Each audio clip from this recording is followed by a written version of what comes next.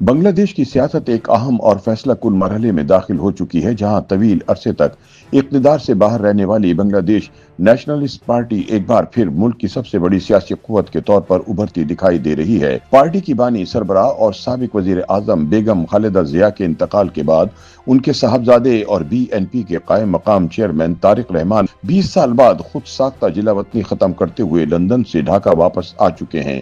انتخابی جائزوں کے مطابق 12 فروری کو ہونے والے الیکشن میں طارق رحمان کی زیر قیادت ان کی جماعت کی کامیابی نوشتہ دیوار ہے، جس کے بعد ان کے وزیر اعظم بننے کا قوی امکان موجود ہے۔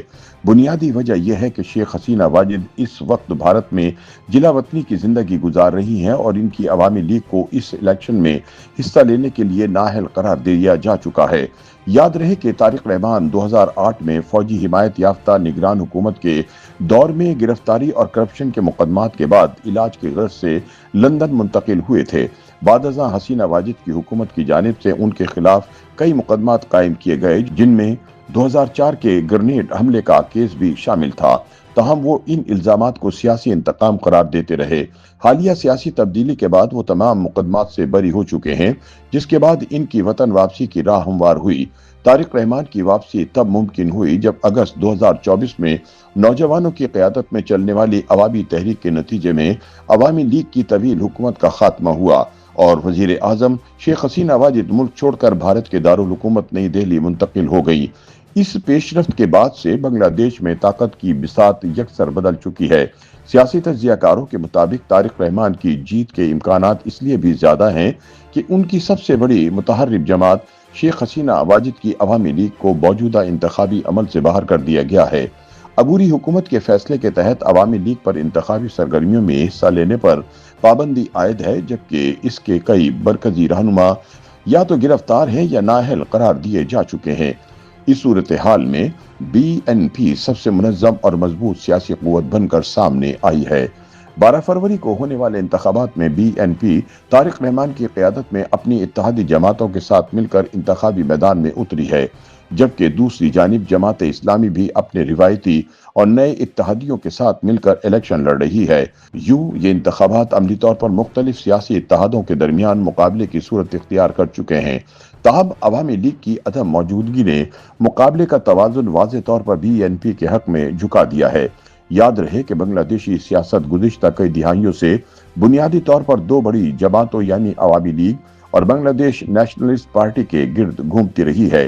ایک طرف شیخ حسینہ واجد اور دوسری جانب بیگم خالدہ ضیاء ملک کی سب سے طاقتور سیاسی شخصیات سمجھی جاتی تھیں۔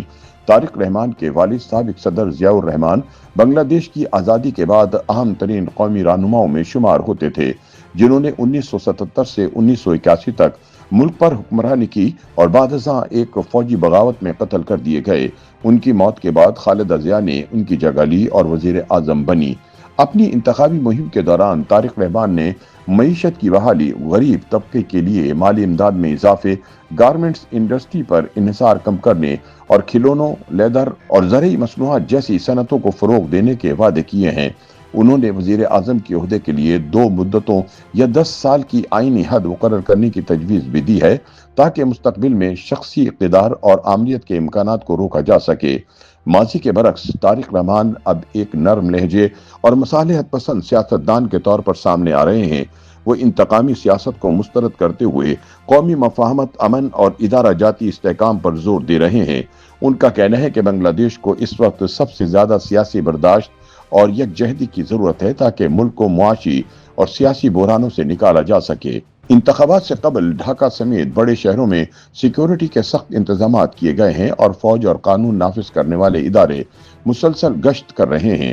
اس وقت عالمی مبصرین کی نظریں 12 فروری کے انتخابات پر جمی ہوئی ہیں، جنہیں بنگلہ دیش کی سیاسی تاریخ میں ایک نئے دور کا آغاز قرار دیا جا رہا ہے۔ تجزیہ کاروں کے مطابق اگر الیکشن کے نتائج توقعات کے مطابق آئے تو طارق رحمان نہ صرف اپنی والدہ کے سیاسی ورثے کو آگے بڑھائیں گے بلکہ ایک بار پھر ضیاء خاندان کو اقتدار کے ایوانوں تک واپس لے آئیں گے۔